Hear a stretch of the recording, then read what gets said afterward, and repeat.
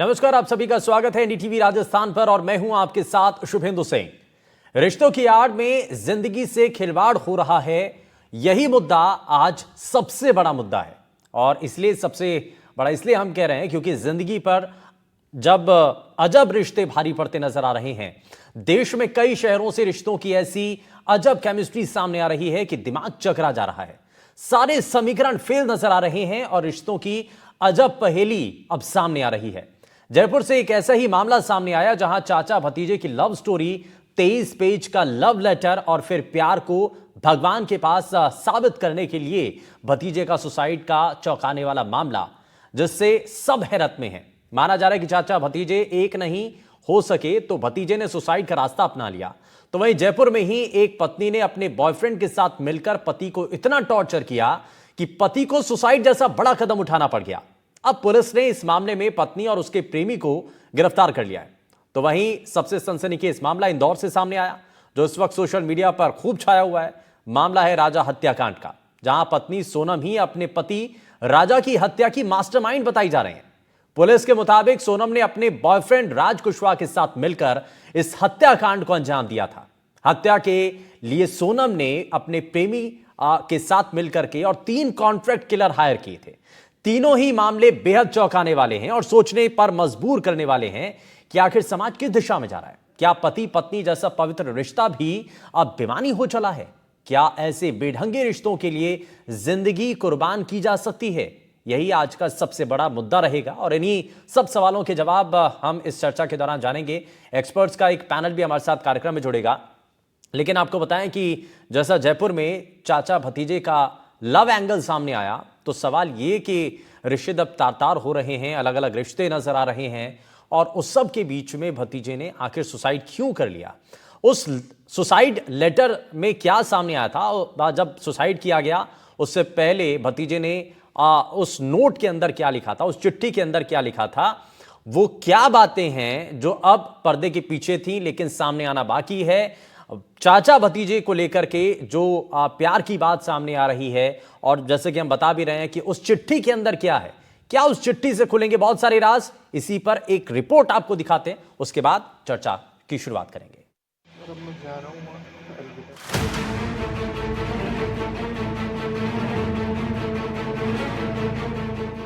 भतीजे को हुआ चाचा से प्यार, फिर रिश्ते हुए तार-तार।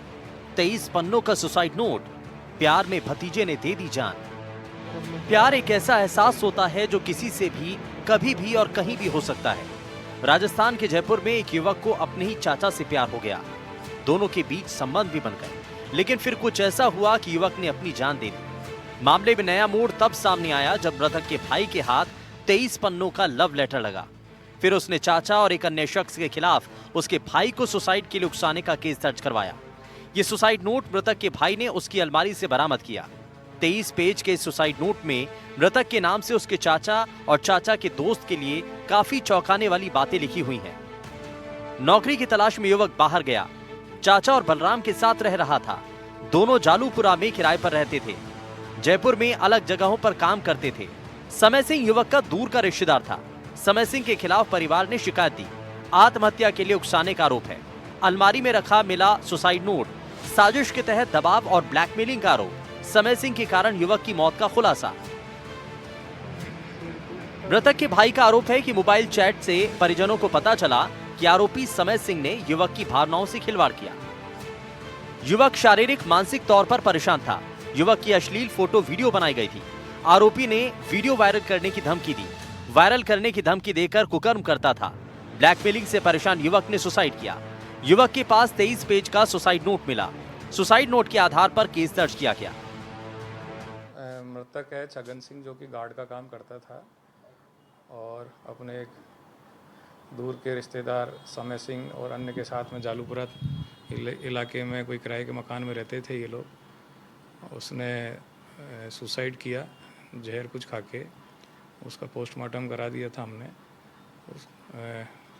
मरने के करीब 15 दिन बाद में मृतक के भाई विष्णु ने एक मुकदमा दर्ज करवाया थाने पे। उसका कहना यह है कि जो दूर का रिश्तेदार चाचा था वो उसे छगन को समय समय पर शारीरिक और मानसिक रूप से प्रताड़ित करता था। इस वजह से उसने आत्महत्या की है। तो इस आरोप की जांच की जा रही है और अभी इन्वेस्टिगेशन जारी है। फिलहाल इस मामले को लेकर पुलिस की टीम जांच कर रही है, लेकिन जयपुर से भी ऐसा ही एक और मामला सामने आया जहां एक पत्नी ने अपने बॉयफ्रेंड के साथ मिलकर अपने पति को इतना टॉर्चर किया कि पति को सुसाइड जैसा बड़ा कदम उठाना पड़ गया। अब पुलिस इस मामले में भी पत्नी और उसके प्रेमी को गिरफ्तार कर चुकी है। वहीं ऐसे मामलों में सवाल खड़ा हो रहा है कि रिश्ते अब आखिर कितने कमजोर हो चुके हैं। अब जो मृतक है उसके परिजनों ने जालूपुरा थाने में मुकदमा दर्ज कराया है। मुकदमे के आधार पर जालूपुरा पुलिस तफ्तीश कर रही है और जो चाचा है जिसका नाम समय सिंह है उस पर इन्वेस्टिगेशन कर रही है कि आखिर किस तरह से उसने उसको प्रताड़ित किया और प्रताड़ित होने के बाद जो मृतक है उसने ये स्टेप उठाया आत्महत्या का। पुलिस मामले की जांच कर रही है। पुलिस का कहना है कि अभी इन्वेस्टिगेशन चल रही है और जल्द जो भी तथ्यों पर होमवर्क होगा और उसके आधार पर आगे की कार्रवाई की जाएगी। लेकिन 23 पन्नों का सुसाइड नोट पुलिस को यहां पर बरामद हुआ है। बहरहाल पुलिस पूरे मामले की जांच कर रही है। जो मृतक था वो दौसा का रहने वाला था और कुछ सालों पहले जयपुर आया था और जयपुर में काम की तलाश में आया था और इस दौरान अपने मुंह बोले दूर के चाचा के संपर्क में आया और उसके प्यार में पड़ गया। सहयोगी जसराज के साथ दीपक चावला, NDTV जयपुर। तो ये रिपोर्ट हमने आपको दिखाई है और इस रिपोर्ट के जरिए आपको अंदाजा लगा कि क्या चल रहा है। ये समझ नहीं आ रहा है कि रिश्तों में क्या क्या चीजें सामने आ रही हैं और इन्हीं तमाम चीजों को जरा समझने की कोशिश करते हैं। आप हमारे साथ पैनल के अंदर खास मेहमान कार्यक्रम में जुड़ चुके हैं। जरा सबसे पहले आपको मिलवा देते हैं उनसे। हमारे साथ सामाजिक कार्यकर्ता पूजा कृष्णा जी कार्यक्रम में जुड़ गई हैं। पूजा जी बहुत स्वागत है आपका। हमारे साथ मनोचिकित्सक राकेश लाल जी कार्यक्रम में हैं। सर बहुत स्वागत है आपका। हमारे साथ डॉक्टर मन्नत गांधी जी हैं जो कि काउंसलर हैं। बहुत स्वागत है मन्नत जी आपका। और हमारे साथ अनुमित्र सिंह जी हैं, डॉक्टर अनुमित्र सिंह जी। अनुमित्र जी बहुत स्वागत है आपका। मैं इसमें ज़रा सबसे पहले एक रिएक्शन इसमें पूजा जी आपसे ही ले रहा हूँ। ये बड़ा सवाल है और समझ से परे है कि आखिर आज के समय में क्या हो रहा है। अब जयपुर के 2 केस हैं। भतीजे को चाचा से प्यार हो गया, उसकी वीडियो बना लिया। हालांकि अब जांच का विषय है। 23 पन्नों की चिट्ठी सामने आई है, उसमें धीरे धीरे करके चीज़ें सामने आएंगी। जयपुर में ही एक और मामला सामने आता है जब पत्नी के से प्रताड़ित होकर के पति सुसाइड कर लेता है। और जो आप देख रहे हैं सोनम का जो केस है वो अलग चल ही रहा है। तो ये कई चीज़ें हैं। क्या हो क्या गया है समाज को और इसका कारण क्या समझ में आ रहा है? मैं जो है हम लोग काफी सारे इस तरह के जो आ रहे हैं केसेस और आपने पहले भी ऐसे मुद्दे इन केसेस को उठाया है और हम बार बार कह रहे हैं कि ये सारी जो चीजें हैं वो सब कहीं ना कहीं मेंटल हेल्थ से रिलेटेड है। काउंसलर जो हमारे साथ जुड़ी हैं वो ज्यादा इस पे बता पाएंगे और सर भी मनोचिकित्सक जी जो जुड़े हुए हैं। तो मेरे हिसाब से जो है कि आज सोशल मीडिया के जमाने में हम जो है अपने परिवार से दूर होते जा रहे हैं। तो परिवार का जो एक लगाव होता है, प्यार होता है, वो कहीं ना कहीं मिसिंग है। तो अगर हम सबसे पहले इस जो युवा अभी जो जिसकी हुई है डेथ सुसाइड से 28 इयर्स 28 साल की जिंदगी बहुत छोटी नहीं होती है, मैच्योर होता है ना। पर वो जिन भी चीजों से गुजर रहा था उसके ऊपर जो भी टॉर्चर हो रहे थे ड्यू टू ये ब्लैकमेलिंग जो कहा जा रहा है। मैंने भी पढ़ा जो लेटर्स अभी गूगल उस पे आया हुआ है, कई न्यूज एजेंसीज ने डाला है। तो उसको ब्लैकमेलिंग करते थे, शारीरिक प्रताड़ना देते थे, मनोवैज्ञानिक उसको प्रॉब्लम्स हो रही थी। तो रिश्ते में चाचा है और जो दूसरे उसके साथ के आरोपी हैं वो भी रिश्तेदार ही हैं। अब वो वीडियो बना लेते हैं, ब्लैकमेल कर रहे हैं। बिल्कुल। तो उस व्यक्ति को, उस युवा को अपने परिवार के साथ जो उसका मेन परिवार है, उसके भाई माँ बाप, उसको इतना जुड़ाव महसूस नहीं हुआ कि वो उनको अपनी समस्या बताए। प्यार हो गया, ठीक है, उसके ऊपर हम कुछ बोलेंगे नहीं कि आदमी का आदमी से प्यार क्यों हुआ, वो एक अलग मुद्दा है। पर उसको जो भी हो रहा था, जो भी गुजर रहा था, जिस भी चीजों से, उसे अपने परिवार को बताना चाहिए था। हम बार बार इन चीजों को बोलते हैं कि आखिर ऐसी क्या चीजें होती हैं कि हम अपनी मुसीबतें अपने परिवार से शेयर नहीं करते। अगर इसने शेयर किया होता अपने भाई से, अपने माँ बाप से या अपने दोस्तों से, तो शायद वो सही वक्त पर बीच में आके इन चीजों को सही ढंग से हटा सकते थे।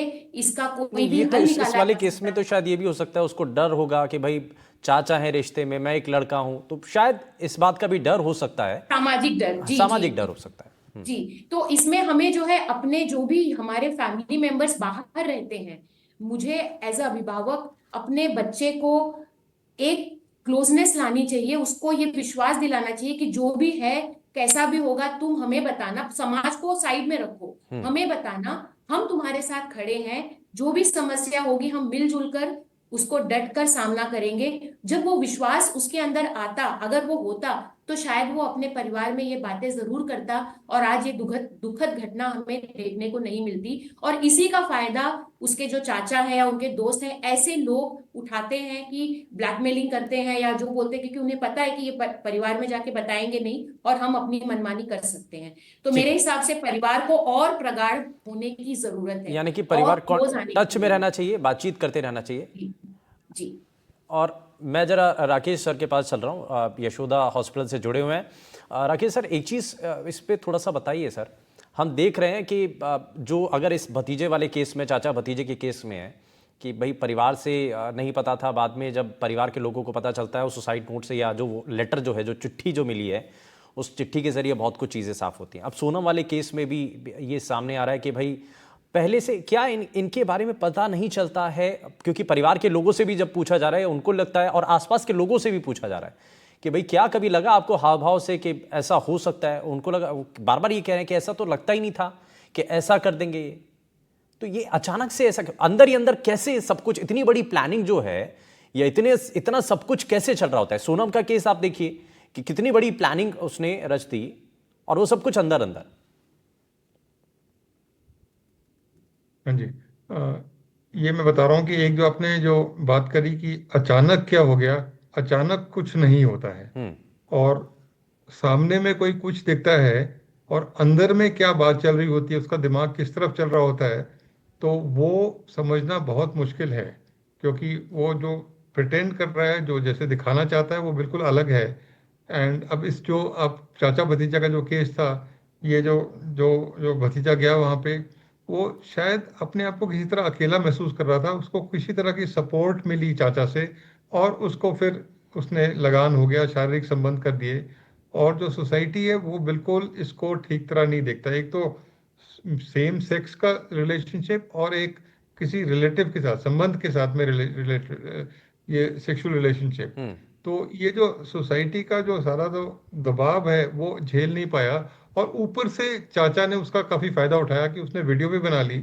और फिर तो वो जैसे कहते हैं कि डबली डबली हो गया कि एक तो सोसाइटी क्या कहेगी, ऊपर से अगर वीडियो भी देख लिया तो क्या कहेगी। और जो पूजा जी ने कहा वो बिल्कुल ठीक कहा, अगर उसके पास जरूरी नहीं कि कोई माँ बाप ही हो, कोई और कोई फ्रेंड हो, कोई रिश्तेदार हो जिसके साथ में वो शेयर कर सके, तो काफी उसको अच्छा सुझाव मिल जाता, काफी सपोर्ट मिल जाती। लेकिन वो किसी कारणवश, मुझे पता नहीं क्यों, लेकिन उसने किसी से कुछ शेयर नहीं किया, अकेला ही रहा और अपने अंदर में ही बात कर दी। और उसने जो सुसाइड किया वो भी बड़ा प्लान के साथ में किया, मतलब पूरा, मतलब ये नहीं कि एकदम से, जैसे सुसाइड कहते हैं कि इम्पल्सिव होता है, ये इम्पल्सिव नहीं था। उसने 23 पेज का लेटर लिखा, डिटेल में लिखा कि वो जो प्रेशर जो सोसाइटी का है वो झेल नहीं पा रहा था, उसका जो इंसल्ट हो जाएगी वो बिल्कुल उसके झेल नहीं पा रहा था। And once again it was not an impulsive suicide, it was a very very very planned suicide जो उन्होंने किया।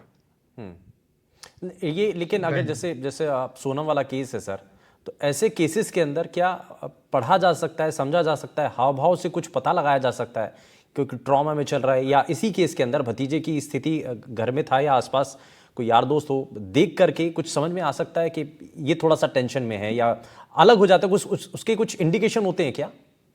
बिल्कुल बिल्कुल होते हैं। अगर जो किसी को टेंशन होता है, वो अपने आप, वो किसी से कम बातचीत करता है, अपने आप अकेला रहता है, और मतलब मान लो कमरे में भी बंद रहता है, उसकी पढ़ाई लिखाई में इतना जी नहीं करता है, एंड लोगों के साथ बोलचाल कम हो जाती है, और वो घबराहट रहता है, वो हमेशा वो टेंस सा रहता है। तो ये टेंशन का तो, एंजाइटी का तो बड़े आराम से पता लग जाता है, कोई अगर देखने वाला हो तो। अगर आप कोई देखें तो देखें, तो ये उसके लक्षण तो बड़े आराम से पता लग जाते हैं। लेकिन कई बार होता है कि लोग उसको नजरअंदाज कर देते हैं, नहीं नहीं नहीं बच्चा है, कुछ नहीं, ठीक हो जाएगा ठीक हो जाएगा। वो ठीक हो जाए के चक्कर में बहुत गड़बड़ हो जाता है। कई तो लोग ठीक हो जाते हैं, कई लोग नहीं होते हैं ठीक। तो ठीक करने के लिए क्या करना होगा? मैं वापस लौटूंगा राकेश सर, तो इसी के बारे में आपसे जानूंगा कि कई ऐसे केसेस हैं, बहुत सारे ऐसे परिवार भी हैं जिनको ऐसे जो है चीज़ों के बारे में पता चल चुका है। अब बच्चा किसी भी ट्रॉमा में है, या तो पढ़ाई को लेकर के, या कोई और दूसरी वजह है, तो बच्चे से कैसे बातचीत की जाए, उनको उनके दिमाग को कैसे पढ़ा जाए और क्या उनके साथ डील की जा सकती है, किस तरीके से डील किया जा सकता है, इसको लेकर के जरा मैं आपसे जानूंगा, वापस लौटूंगा। तो मैं लेकिन डॉक्टर मन्नत जी को इसमें जोड़ रहा हूँ।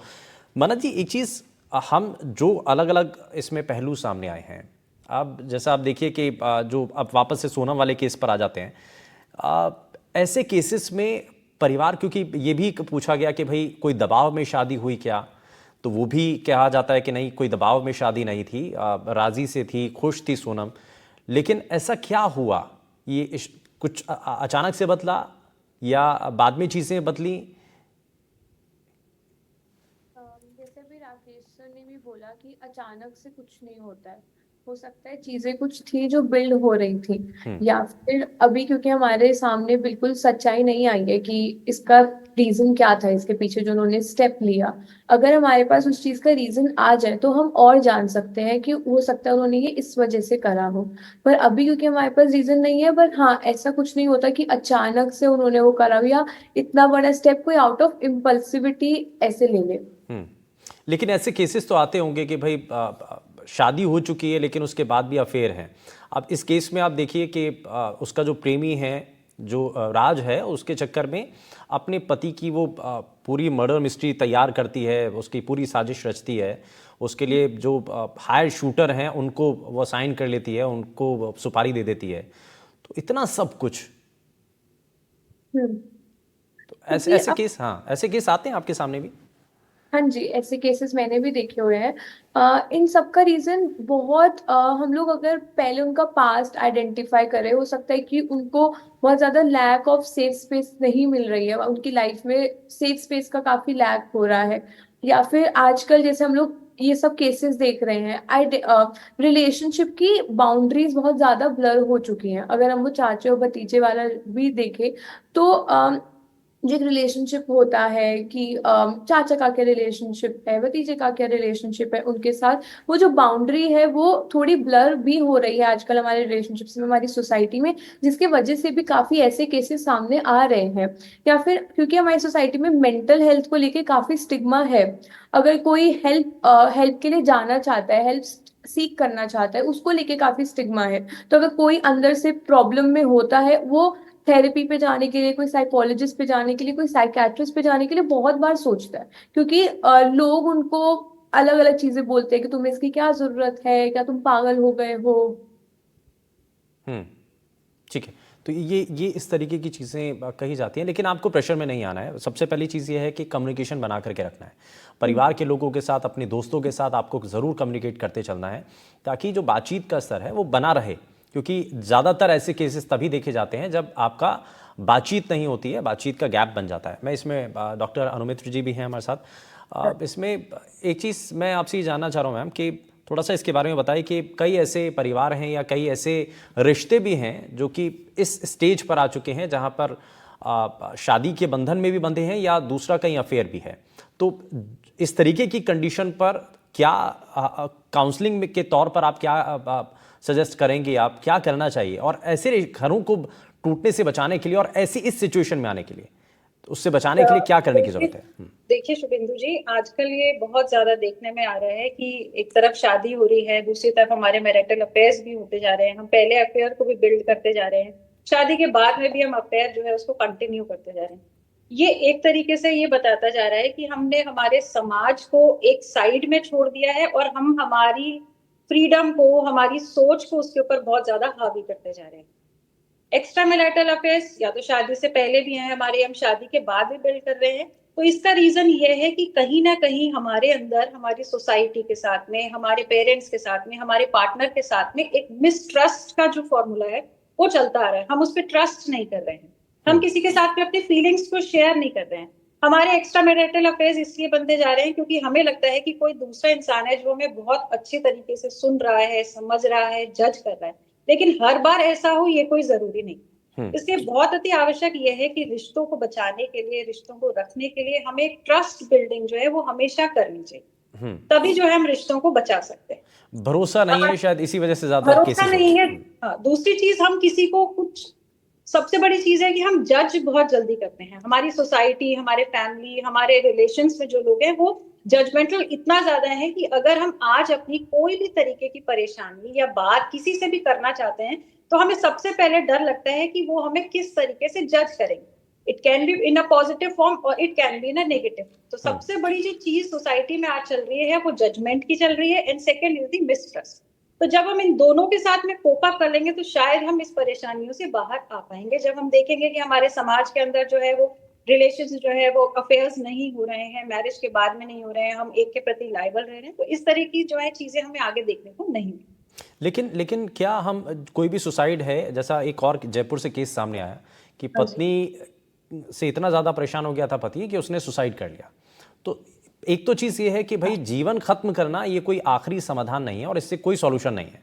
आपको जीवन मिला है तो जीवन में आपको संघर्ष करना पड़ेगा, लड़ने की जरूरत है सर। इसके लिए बहुत ज्यादा जरूरी है कि हम किसी को ये समझा पाए कि जीवन कितना अमूल्य है हमारे लिए। हमारे लिए सिर्फ एक रिश्ता ही नहीं रह गया जिसकी वजह से हम जीना चाह रहे हैं, हमारे जीवन में और भी बहुत से ऐसे पैरामीटर्स हैं जिनके लिए हमें जीना रहना है। सबसे पहले तो हमें जीवन का मूल्य लोगों को समझाना चाहिए कि हम जीवन सिर्फ एक रिश्ते से नहीं चलता है, बहुत सारे रिश्ते मिलके हमारे जीवन को चला रहे होते हैं। जब तक हम ये किसी को नहीं समझा पाएंगे तब तक हम इस तरीके के सोसाइटल अटेम्प्ट्स को शायद रोकना बहुत मुश्किल हो जाएगा। इसीलिए हमें स्टेप स्टेप पे काउंसलिंग जो है, काउंसलिंग इसीलिए रखी जाती है सर। आजकल अगर आपने देखा होगा आजकल मैरिज काउंसलिंग भी होती है। मैरिज करने से पहले दोनों पार्टनर्स जो हैं वो वहां पर जाते हैं, अपने अपने सारी चीजों को शेयर करते हैं, अपनी चीजों को बताते हैं, फीलिंग्स को शेयर करते हैं, तब जाके जो है आगे फिर बातें बढ़ती हैं। तो मुझे लगता है शायद एक मैरिज काउंसलिंग का सेशन जो है वो हर एक पार्टनर जब एक शादी के लिए आ रहा है तो उसके लिए वो रखना जरूरी है। ठीक है, मैं इसमें पूजा कृष्णा जी को जोड़ रहा हूँ। पूजा जी, एक चीज़ इसमें थोड़ा सा बताइए कि ऐसे केसेस क्यों बढ़ रहे हैं। हम इस पर भी वापस से विचार करते हैं कि क्या जो बेटियां हैं या बेटे हैं घर में बात नहीं कर पाते हैं, शादी की बात अगर लव मैरिज की तरफ जा रहे हैं तो शायद अपनी बात नहीं रख पाते हैं, शादी हो जाती है, फिर उसके बाद में क्लैशेस होते हैं, फिर वापस से अपना जो पुराना साथी है वो याद आता है, तो वहाँ जा कर के फिर चीज़ें बिगड़ती चली जाती हैं, पता चलता है, तो इस पोजीशन पर आ जाती हैं चीज़ें। क्या ये एक कारण भी हो सकता है? जी बिल्कुल, ये कारण हो सकता है। जैसा कि मैम ने भी अभी बताया, डॉक्टर सिंह ने, सबसे पहले जो मेरे पास केसेस आते हैं उसमें मैं पेरेंट्स से जो बात करती हूँ कि अगर बच्चा पहले तो उसे शादी, क्योंकि वो जमाने अब लग गए कि हम अपनी मर्जी बच्चों पर थोपें, है ना। आज लड़के लड़कियां जॉब करने लगते हैं, बाहर रहते हैं 3-4 साल 5 साल, और उसके बाद वो शादी करते हैं। तो उनसे तो पहले ये पूछना है कि आपका कहीं किसी के साथ लगाव है या कोई दोस्ती हो गई है, मतलब कुछ कुछ है कि भावनात्मक संबंध हो गए हैं, और उसको कहाँ तक वो है कि या आप शादी करना चाहते हैं या जो भी है। अगर बच्चे वो करना चाहते हैं तो एज अ पेरेंट हमें जो भी लड़का जिससे शादी करना चाहता है, लड़की जिससे शादी करना चाहती है, उसके बारे में समझें, उसको परखें। ये जो बाकी के जो चीजें होती हैं सामाजिक, जो जात पात और भी बहुत सारी चीजें, ऊंच नीच अमीर गरीब, इसको साइड में रख के अगर ये बातें करें, क्योंकि अब जो है समाज है ना, जो बच्चे हैं आज वो उन सब चीजों से बहुत ऊपर उठ चुके हैं। उनके लिए अमीर गरीब ये कोई मायने नहीं रखता, उनके लिए कोई भी धर्म या कोई भी जाति कोई मायने नहीं रखती। तो हमें बच्चों को समझना होगा, उनके लगाव को समझना होगा, ताकि ये समस्याएं आगे आए ना। अब हम आते हैं दूसरी बात पर। अगर उसके बावजूद उनकी शादियां उनके खिलाफ, उनकी मर्जी के खिलाफ हुई, है ना, बच्चे बालिग होते हैं, 28, 29, 30 साल में उनकी शादी होती है, या 24, 25 में भी होती है, तो इस होते है कि वो विरोध कर सके। पर अगर उन्होंने विरोध नहीं जताया और शादी कर ली, तो उनको कोशिश ये करनी चाहिए, माँ बाप को अगर पता है कि इसका कहीं पहले अफेयर था तो फुल सपोर्ट देना चाहिए। जैसा कि मैम ने बताया, काउंसलिंग के लिए शादी के बाद भी जा सकते हैं कि ऐसा ऐसा मेरा था और अब मुझे इस शादी को निभाना है, चाहे वो लड़के की तरफ से हो या लड़की की तरफ से हो। तो इस तरह से अगर बात करेंगे तो जो भी उनका पिछला अफेयर होगा वो खत्म किया जा सकता है। ठीक है। हम तीसरी बात पे आते हैं कि कई बार ऑफिस में, चूंकि मेरा पति मुझ पे ध्यान नहीं देता, किसी मेरे कलीग ने मुझ पर ध्यान दिया, मुझे थोड़ी सी बातें कर दी, अरे आज तुम बहुत दुखी लग रही हो, अपसेट लग रही हो, वो मुझे अच्छा लगा और वो रोज मुझको पूछ रहा है और मुझे उससे लगाव हो गया। वो जरूरी नहीं कि वो अफेयर हो, पर मैंने बहुत सारे केसेस में देखा है कि अगर परिवार में पता चला या पति को पता चला या पत्नी को पता चला, तो वो शुरू हो जाते हैं कि आपका अफेयर है। वो समझने के लिए तैयार नहीं होते कि ये आदमी या औरत दूसरे की तरफ क्यों झुक रहा है। अगर उसको वही समझ के रोक दिया जाए तो एक्स्ट्रा मैरिटल अफेयर को बहुत हद तक रोका जा सकता है, ये मेरा मानना है। ठीक है। और ये इसमें काउंसलिंग होना बहुत ज़्यादा ज़रूरी है। जब अगर ऐसे किसी दोराहे पर आ जाती है ज़िंदगी, तो वहाँ पर समझना एक दूसरे को बहुत ज़्यादा ज़रूरी होता है। मैं इसमें राकेश सर को वापस से जोड़ रहा हूँ। राकेश सर, मैं इससे पहले जब आया था तो आपसे जानना चाह रहा था कि अगर कभी ऐसा कुछ लगता है, कोई भी शख्स जिसके बारे में हमें पता चल रहा है कि ये थोड़ा सा मेंटली डिस्टर्ब है या कुछ चीज़ें इसके साथ हो रही हैं, तो एक तो हाव भाव जो आप पहले बता रहे थे, और इसका समाधान क्या हो सकता है सर? क्या क्या हमें करने की ज़रूरत है? देखिए, पहली बात तो ये है कि अगर कोई मेंटल उसको कोई परेशानी है, वो अनलाइकली कि वो कोई थेरेपिस्ट के पास जाएगा कि लोग क्या कहेंगे। लेकिन घर में भी कई सारे होते हैं, तो बातचीत का सिलसिला जारी होना चाहिए। एक तो घर वाले जो होते हैं उनको पहचानना चाहिए कि इसका कोई स्वभाव थोड़ा बदल गया है, और बातचीत करनी चाहिए। और बच्चे को भी कॉन्फिडेंस होना चाहिए कि अगर मैं किसी को कुछ बोलूं, तो ये नहीं कि वो मेरे को जज करेंगे या मेरे को डांटेंगे या कुछ करेंगे।